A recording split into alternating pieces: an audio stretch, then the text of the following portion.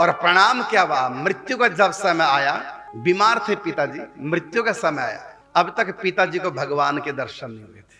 पंडित जी ने प्रार्थना करी कि मैंने अपने पिताजी से इतना भजन कराया इतने सालों तक, और पिताजी ने किया भी खूब डट करके, लेकिन अब तक पिताजी को भगवत प्राप्ति नहीं हुई। प्रार्थना कर दे प्रभु, मुझको बड़ी तसल्ली हो जाएगी।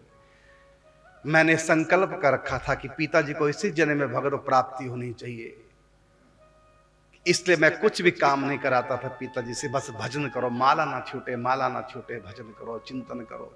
कितना मैं सत्संग का था, पिताजी को सुनाता, रोज कीर्तन करता, इसलिए करता कि पिताजी का उद्धार हो जाए उद्धार।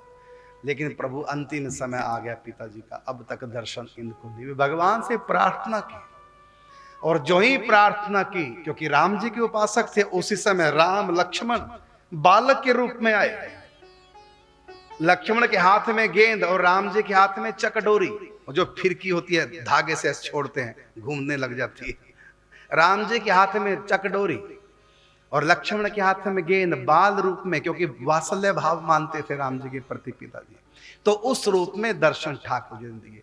ये है भगत का संकल्प।